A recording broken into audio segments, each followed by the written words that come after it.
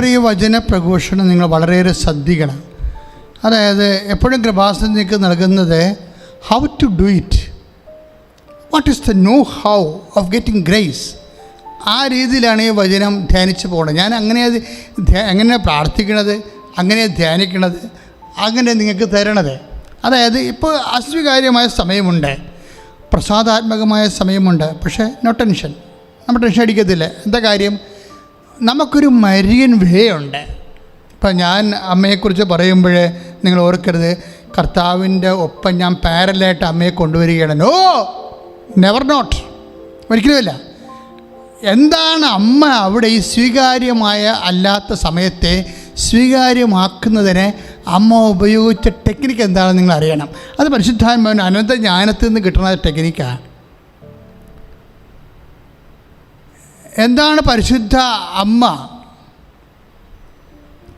പ്രസാദകരമല്ലാത്ത ഒരു സമയത്തെ പ്രസാദകരമാക്കാൻ അമ്മ എന്താണ് ചെയ്യണതെന്ന് നിങ്ങൾ അറിയണം. അല്ലാതെ യേശുവിന് പാരലായിട്ട് ഒരു സഖരക്ഷകയായിട്ട് പോലും അല്ല ഞാൻ അമ്മയെ അവതരിപ്പിക്കുന്നത്. മറിച്ച് ഒരുപക്ഷെ ഒരു കാലത്ത് സഭ അത് തിരിച്ചറിയുമെന്ന് ഞാൻ പ്രതീക്ഷിക്കുക. പ്രാർത്ഥിക്കുമ്പോൾ, പ്രാർത്ഥനയിൽ സഭ പുരോഗമിക്കുമ്പോൾ അങ്ങനെയുള്ള സത്യങ്ങൾ ദൈവം സഭയ്ക്ക് വെളിപ്പെടുത്തുമായിരിക്കും. പക്ഷേ ഞാനിവിടെ പറയുന്ന വിഷയം എന്താണ്? നമ്മുടെ ജീവിതത്തിൽ സ്വീകാര്യമായ സമയം അല്ലാത്ത സമയം വരും. പക്ഷേ നിങ്ങളെ പതറരുത്, അതാണ് എൻ്റെ പ്രശ്നം. നമ്മുടെ ജീവിതത്തിലെ ഇത് പറഞ്ഞ പോലെ, നേരത്തെ പറഞ്ഞ ഈശോയുടെ വചനം പോലെ, എന്താണ് കർത്താവിൻ്റെ വചനം പോലെ ചിലപ്പോൾ പ്രസാദകരമല്ലാത്ത സമയം വരും. ഈ പ്രസാദകരമല്ലാത്ത സമയത്തെ എങ്ങനെ പ്രസാദകരമാക്കാം?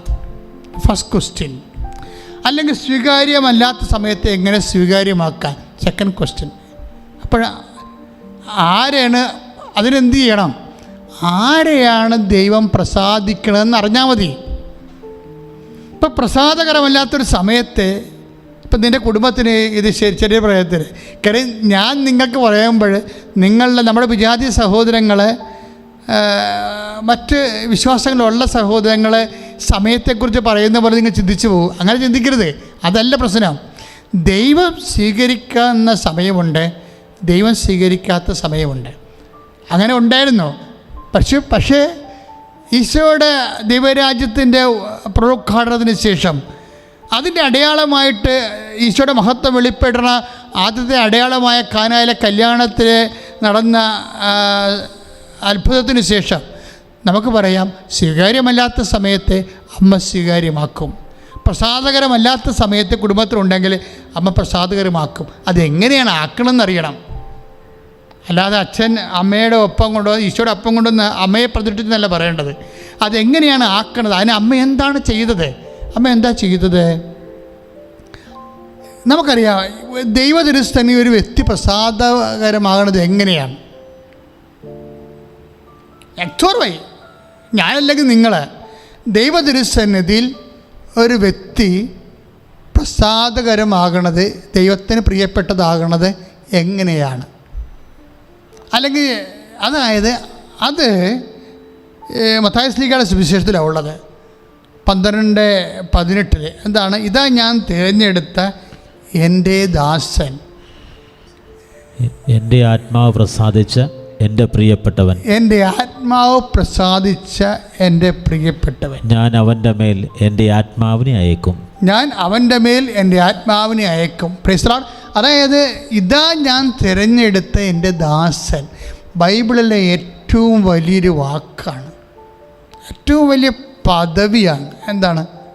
ദാസൻ ഓർ ദാസി. എല്ലാവരെയും ദൈവം ദാസനെന്ന് വിളിക്കത്തില്ല, എല്ലാവരെയും ദൈവം ദാസിയെന്നും വിളിക്കത്തില്ല.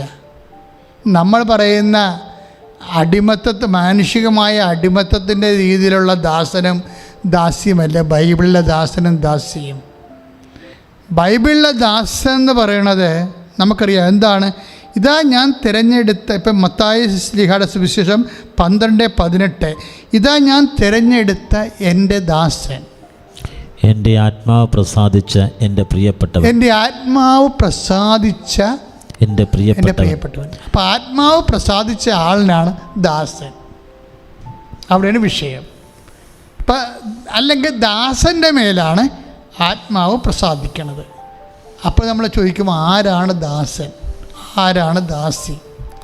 ആരാണ് ദാസൻ, ആരാണ് ദാസി എന്നറിയാൻ ശരിക്കും പറഞ്ഞാൽ ലൂക്കാസ് വിശേഷമാണ് നല്ലത്. എന്താ കാര്യം?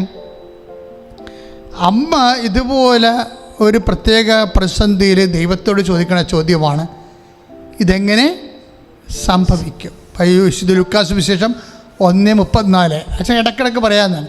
കാര്യം നമ്മുടെ ഉടമ്പടിയുടെ ഭയങ്കരമായ ഒരു വചനമാണത്. അതാണ് ഇതെങ്ങനെ സംഭവിക്കും.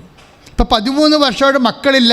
ഡോക്ടർ പറഞ്ഞു, കേരളത്തിലുള്ള എല്ലാ ആശുപത്രിയിലും പോയെന്നവർ പറയുന്നു, ഡോക്ടർ പറഞ്ഞു ഇനി നിങ്ങൾക്ക് ഈ ജന്മത്തിൽ മക്കളെ കിട്ടാൻ സാധ്യതയില്ല.